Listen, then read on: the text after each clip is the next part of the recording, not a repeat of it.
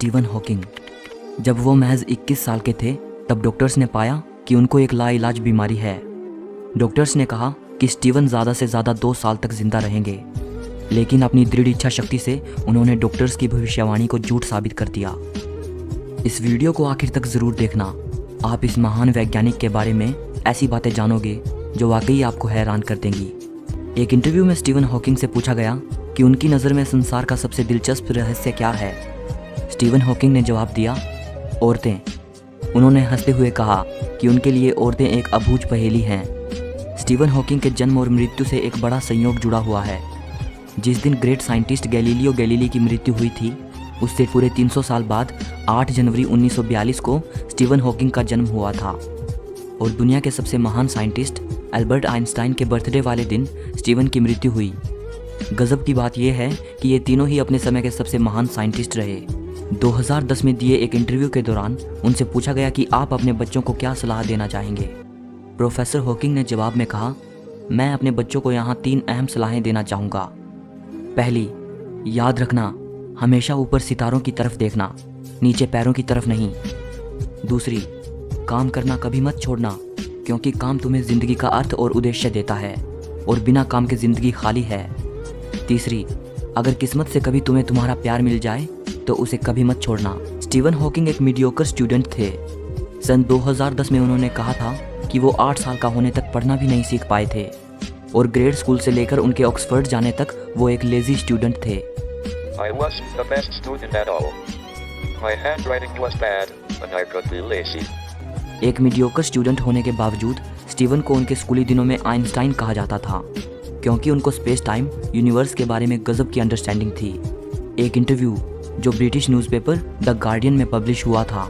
इस इंटरव्यू के दौरान स्टीवन हॉकिंग ने कहा था कि हमारा दिमाग एक कंप्यूटर है और ये कंप्यूटर तब काम करना बंद कर देता है जब इसके कंपोनेंट्स फेल हो जाते हैं। इसी को मृत्यु कहते हैं। और जो ये मान्यताएं होती हैं कि मृत्यु के बाद भी ज़िंदगी मिलेगी, स्वर्ग वगैरह, ये सब मान्यताएं लोगों को मौत के डर से दिलासा देने के लिए होती हैं, क्योंकि इंसान इस ख्याल से डरता है कि मौत के बाद मेरी चेतना, मेरी हस्ती का क्या होगा। स्टीवन हॉकिंग के इस विचार से मिलता जुलता उर्दू के महान शायर मिर्ज़ा गालिब का एक शेर है, हमको मालूम है जन्नत की हकीकत, लेकिन दिल के खुश रखने को गालिब ये ख्याल अच्छा है। स्टीवन हॉकिंग ने कहा था कि हम सब जिस पर चाहें उस पर विश्वास करने के लिए आज़ाद हैं, और मेरा स्पष्ट विचार ये है कि कोई ईश्वर नहीं है। इस ब्रह्मांड को किसी ईश्वर ने नहीं बनाया है और ना ही कोई हमारे भाग्य को लिखता है। और यही चीज़ मुझे एक गहरे एहसास की ओर लेकर जाती है। कोई स्वर्ग नहीं है और मृत्यु के बाद कोई जीवन नहीं होता। हमारे पास यही सिर्फ एक ज़िंदगी है ब्रह्मांड के इस ग्रैंड डिज़ाइन को समझने और सराहने के लिए, और जिसके लिए मैं बहुत आभारी हूँ। कैथोलिक चर्च के पोप जॉन पॉल हॉकिंग की बातों का समर्थन नहीं करते थे, क्योंकि दोनों की आइडियोलॉजीज़ एक दूसरे से अलग थी।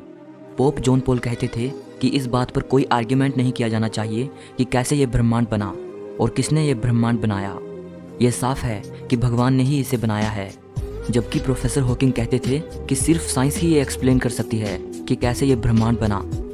उन्होंने कहा था कि हम सबको अपनी ज़िंदगी के लिए और इस दुनिया में हमारे वजूद के लिए भौतिक विज्ञान के नियमों का आभार मानना चाहिए, ना कि भगवान जैसी किसी सत्ता का। स्टीवन हॉकिंग मानते थे कि हमारी दुनिया से अलग दूसरे ग्रहों पर भी जीव हो सकते हैं। उन्होंने एक बार कहा था कि इस अनंत ब्रह्मांड को देखते हुए ये लगता है कि एलियंस सचमुच होंगे, लेकिन हमें उनसे संपर्क करने की कोशिश नहीं करनी चाहिए। ये हमारे लिए खतरनाक साबित हो सकता है। स्टीवन हॉकिंग ने चेतावनी देते हुए कहा कि एलियंस रिसोर्सेज के लिए पृथ्वी को भारी नुकसान पहुंचा सकते हैं। 2010 में स्टीवन हॉकिंग ने कहा था कि अगर कभी एलियंस हमारी दुनिया को विजिट करते हैं तो नतीजा कुछ ऐसा होगा जैसा कि तब हुआ था जब कोलंबस अमेरिका की धरती पर उतरा था। कोलंबस का अमेरिका पहुंचना अमेरिका के लोगों के लिए नुकसानदायक साबित हुआ था। वैसे तो स्टीवन साइंटिफिक कम्युनिटी में पहले से ही काफ़ी फेमस थे, लेकिन वास्तव में वो आम लोगों की अटेंशन में तब आए जब 1988 में उनकी science book a brief history of time publish हुई। इस बुक ने पूरी दुनिया में तहलका मचा दिया। ये अपने समय की सबसे ज़्यादा बिकने वाली बुक बनी। 150 हफ्तों तक New York times best seller list में रही और सारे रिकॉर्ड्स तोड़ते हुए 237 हफ्तों तक British Sunday times best seller list में रही। इस बुक की 1 करोड़ से भी ज़्यादा कॉपीज़ बिक चुकी हैं। प्रोफेसर हॉकिंग कहते थे कि उन्होंने हमेशा से ये सपना देखा था कि वो साइंस पर कोई ऐसी बुक लिखेंगे जिसे आम लोग भी आसानी से समझ पाएं। वे कहते हैं कि a brief history of time पर उनका ये सपना पूरा हुआ। ये बुक उन्होंने तब लिखी थी जब वो पूरी तरह अपंग हो चुके थे। स्टीवन की ये बुक कॉस्मोलॉजी पर है और उन्होंने इसमें बिग बैंग और ब्लैक होल्स जैसे विषयों पर लिखा है। प्रोफेसर हॉकिंग ने अपनी डॉटर लूसी के साथ मिलकर बच्चों के लिए भी कई साइंस बुक्स लिखी हैं। ये किताबें जॉर्ज नाम के एक लड़के पर केंद्रित हैं जो ब्रह्मांड में ट्रैवल करते हुए ब्रह्मांड के बारे में सीखता है। इतने महान वैज्ञानिक होने के बावजूद और उनकी ग्राउंड ब्रेकिंग डिस्कवरीज के बावजूद भी स्टीवन हॉकिंग कभी नोबेल प्राइज़ नहीं जीत पाए। स्टीवन एक फेमस साइंटिस्ट तो थे ही, लेकिन वो बहुत से टीवी शोज़ जैसे स्टार ट्रेक, द सिम्पसन्स और द बिग बैंग थियरी में भी नजर आ चुके हैं। BBC को दिए एक इंटरव्यू में प्रोफेसर स्टीवन हॉकिंग ने कहा था कि स्पेस में ट्रैवल करने की उनकी लंबे अरसे से ख्वाहिश है। 2007 में उनकी यह ख्वाहिश तब पूरी हुई जब साइंटिस्ट उन्हें एक स्पेस शटल में ले गए और वहाँ स्टीवन को जीरो ग्रेविटी का अनुभव कराया गया। प्रोफेसर हॉकिंग करीब 4 मिनट तक वेटलेस रहे। स्टीवन हॉकिंग ने दुनिया के अंत के बारे में बात करते हुए ये कहा था कि आर्टिफिशियल इंटेलिजेंस, न्यूक्लियर वार, महामारियाँ, क्लाइमेट चेंज और बढ़ती जनसंख्या, ये सभी वो कारण हैं जो दुनिया को अंत की ओर लेकर जाएंगे। प्रोफेसर हॉकिंग ने कहा था कि मुझे लगता है मानव जाति के पास खुद का अस्तित्व बचाए रखने के लिए 1000 साल हैं। जब तक कि ये पृथ्वी मनुष्य के रहने के काबिल ना बचे, तब तक हमें पृथ्वी जैसा कोई और ग्रह खोजने की ज़रूरत है। 1963 में जब स्टीवन महज 21 साल के थे, तब डॉक्टर्स ने उनको बताया कि उन्हें मोटर न्यूरॉन नाम की एक भयानक लाइलाज बीमारी है। इस बीमारी में इंसान का उसकी मांसपेशियों से नियंत्रण छूटने लगता है और धीरे धीरे उसका सारा शरीर अपंग हो जाता है और उसकी मृत्यु हो जाती है। किसी इंसान में इस बीमारी के पता लगने के कुछ ही महीने या साल बाद इंसान की मृत्यु हो जाती है। जब डॉक्टर्स को पता चला कि स्टीवन को ये बीमारी है, तब डॉक्टर्स ने उनको बताया कि वो 2 साल से ज़्यादा नहीं जी पाएंगे। लेकिन स्टीवन ने अपनी इच्छा शक्ति के बदौलत डॉक्टर्स की भविष्यवाणी को झूठ साबित कर दिया। वो 50 साल से भी ज़्यादा जिए। बीमारी के पता चलने के बाद धीरे धीरे वो पूरी तरह अपंग हो गए थे, सिर्फ उनका दिमाग जिंदा था। बीमारी की वजह से स्टीवन का शरीर पूरी तरह बेजान हो गया। वो ना लिख सकते थे और ना ही बोल सकते थे, लेकिन इसके बावजूद उन्होंने कई किताबें लिखी। ये किताबें उन्होंने अपने स्पीच सिंथेसाइज़र की मदद से लिखी।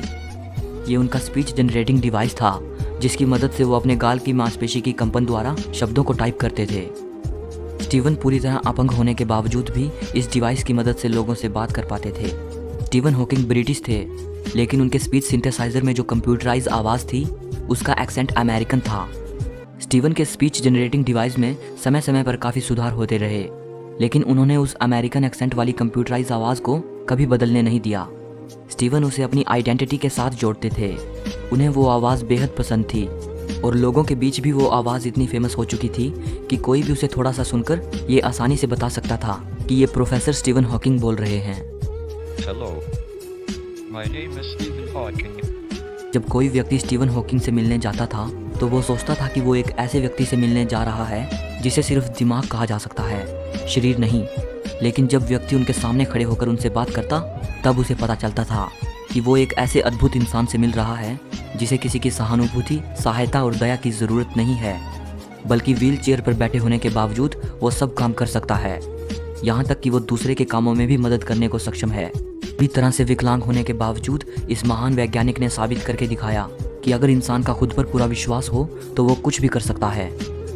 उन्होंने एक बार कहा था, पिछले 49 सालों से मैं मरने का अनुमान लगा रहा हूँ। मैं मौत से नहीं डरता, लेकिन मुझे मरने की भी कोई जल्दी नहीं है, क्योंकि मरने से पहले मुझे अपनी ज़िंदगी में बहुत सारे काम करने हैं।